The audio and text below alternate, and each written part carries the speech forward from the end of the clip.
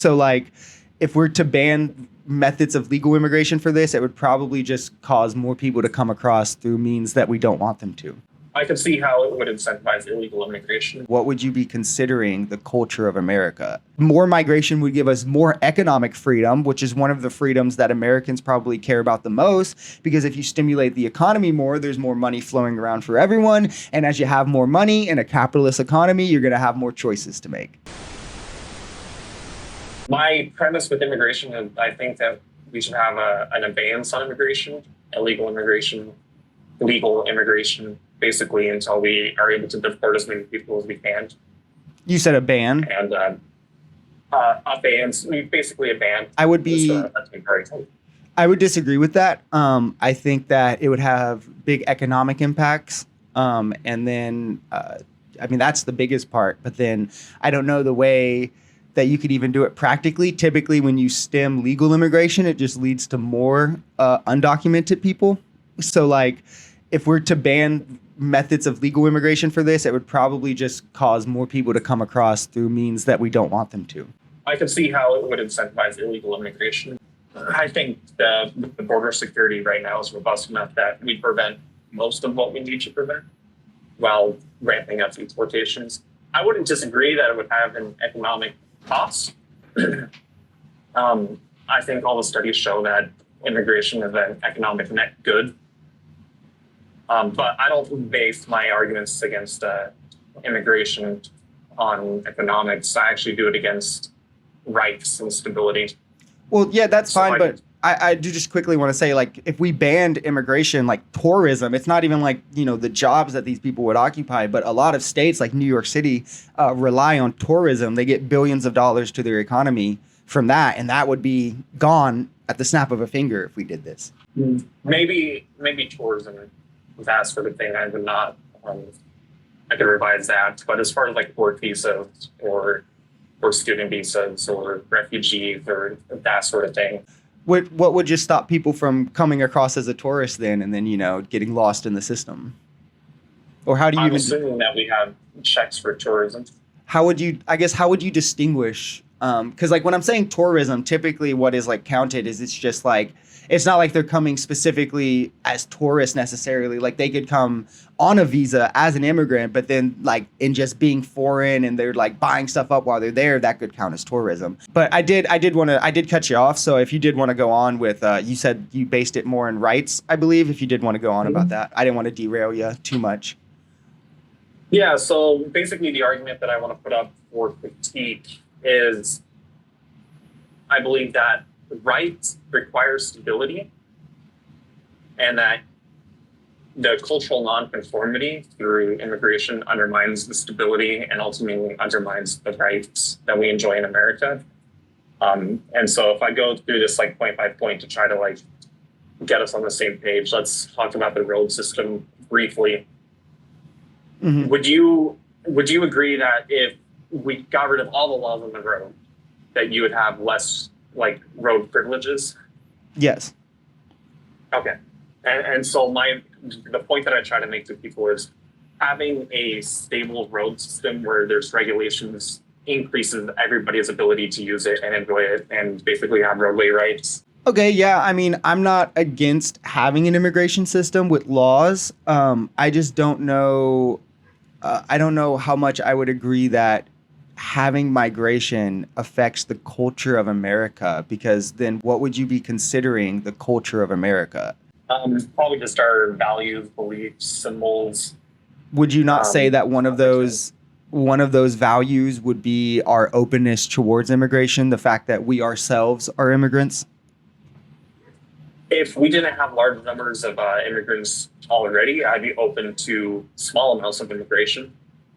So then in your worldview, you would just prefer smaller amounts of immigration rather than larger? In an ideal world, yes. But because we have so much already, I try to convince people to push forward to complete shutdown on immigration until we can kind of get everyone on the same page. And you're just not concerned about, because the biggest effect that would have would be economically, right? Like immigrants add a lot into our social services, working a lot of jobs, they add to our tax base. So like if we're just talking less immigration versus bigger immigration, countries that are economic powers typically see higher rates of immigration because these things stimulate economies and fill jobs that otherwise wouldn't. But I mean, even in that regard, are you talking strictly about like rights and culture or? When it comes to economics versus rights, I believe that the economic gains from immigration can fluctuate. We go through recessions, depressions, economic gains, busts. It goes up and down. So whatever we earn through immigration can also be lost due to other factors anyway. But that seems like a more transitory kind of economic situation, whereas the erosion of rights are permanent. Well, you understand. So if I had to choose between temporary economic gain and lose like some rights permanently, I'd rather preserve the rights and suffer minor economic loss from time to time. Sure, and we can jump to rights because I know that's more where you want to focus. But I do want to stress that it's not temporary. Even in a situation like a recession, if we were to make economic losses, the stimulus that immigrants provide would stopgap those losses. The fact that we have more immigrants still buying things in a recession, still working, adding to our tax base, that would keep the recession from affecting us as much as it would without those immigrants. So like even in that, even though we're making economic losses, they're still helping stopgap the losses. So like it wouldn't be temporary. They would still even benefit us there. But then on rights, I guess with the rights argument, I would more so just reject the premise that we're losing rights by having migrants. I think if anything, and I'm not trying to be annoying, I promise, with like hinging this to economics, but I would say that more migration would give us more economic freedom, which is one of the freedoms that Americans probably care about the most, because if you stimulate the economy more, there's more money flowing around for everyone. And as you have more money in a capitalist economy, you're going to have more choices to make. Well, from what I understand, the studies say that they contribute about $100 billion annual to the economy.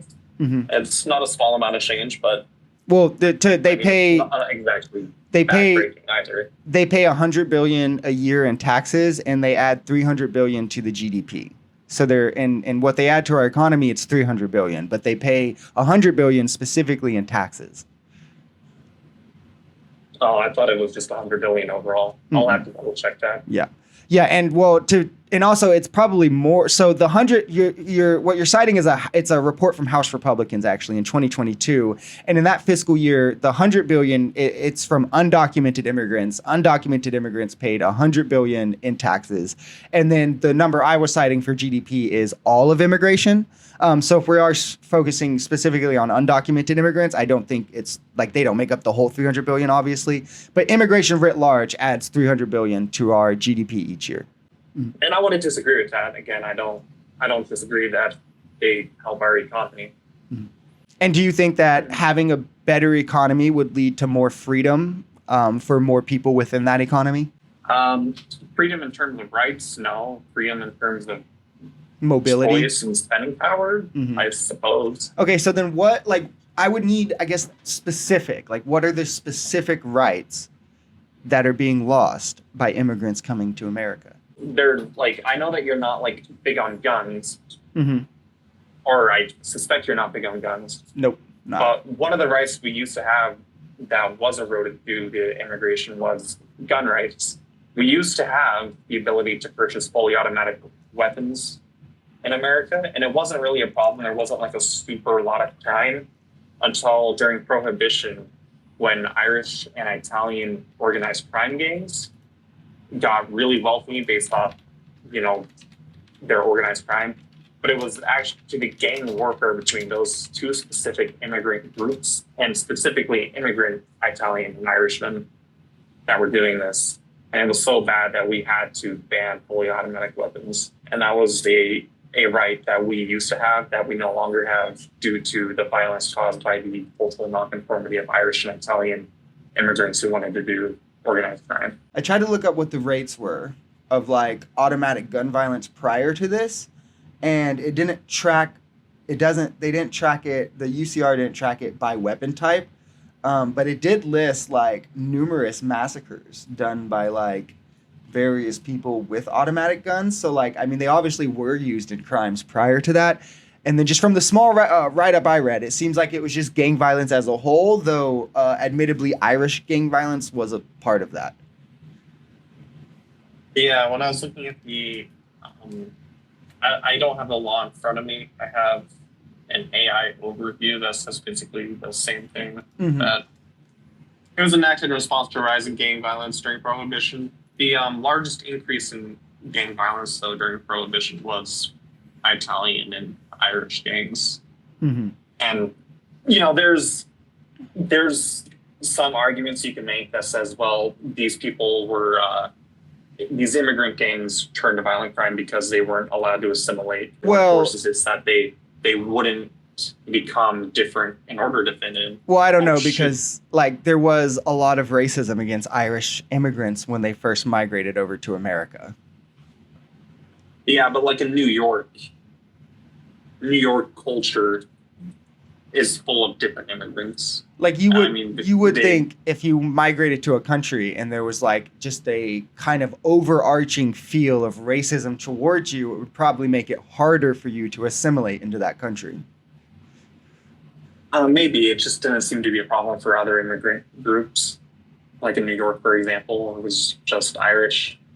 Right, but that would be like to say that, oh, well, how black people respond to racism isn't valid because, other people aren't responding. Like, it's, you can't really compare the way that the racism that a group would feel, how they're ostracized, or the way that they're going to respond to it. Maybe, but I think the point still stands that this was largely organized crime by Irish Americans and Italian Americans that were Well, it seems like it was that just gang contributed that were the violence. It seems like it was just gang violence in specific, and that there were instances of even Americans using these in crime. So it was probably just, like I said, an inevitability.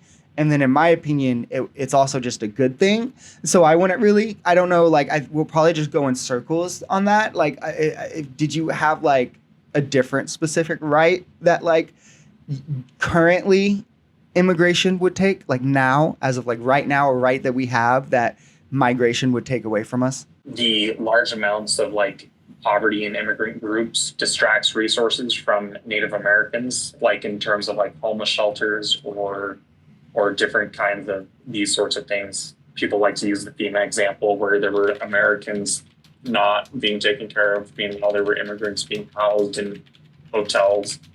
But like, shelters, poor shelters, homeless shelters, the resources that would be going to Americans are also distracted and going into immigrants. And this would be a right, I think, in your view, that is being deteriorated or at least distracted by large amounts of immigration. I know that if you look at the totality of immigration, I think their poverty rate it's like 14 or 15%. And then for America, like for citizens, it's like 12%. So it's not like it's remarkably higher. And then I would think that personally, I mean, I'm like a leftist, right? So I think that poverty is more of a critique of the system than the individual. So I would think that we should have pathways that would prevent people in the richest country in the world from being impoverished. But from what I've seen is that for net immigration, their poverty rate isn't much higher than Americans. Are you speaking specifically on undocumented immigrants here? Because I assume theirs would probably be a little higher. Well, I mean, you can make the case with immigrants too, but it's probably more true of undocumented immigrants. Yeah. Well, see, But so the point is like even if their poverty rates were exactly the same, you're still doubling or you're having the amount of resources that are going to Americans because well, no. you have a whole other group of people who are also trying to access those resources. Well, no, because, and this is why, right? Many undocumented immigrants can't access many of the social services that we have in this country, but actually, many of them pay into the social services. So it's actually, in many cases, the exact opposite, where they're paying into things like Medicaid, like Social Security, like food stamps, like WIC, but they're not able to access those things because they're not citizens or legal residents. Well, forget about the undocumented, just the immigrants who can access these things. Right. Even if it were 15, if it were just 12.5%. Right. Well, I mean, so if we're talking about legal immigrants, the poverty rate for legal immigrants specifically, I'm pretty sure is lower because it averages out. Because typically when you immigrate legally, you're of higher wealth. Like it costs you money to immigrate like legally. So they're like on the lower end of the poverty spectrum. And then undocumented immigrants are on the higher. And then that's kind of what averages it out. What I would say for undocumented immigrants is it's by and far offset, or just immigration as a whole, it's by and far offset as to what they aid our economy in terms of the GDP, in terms of what we're getting from them in taxes. I would think that anything that is taken out by them is paid back in tenfold.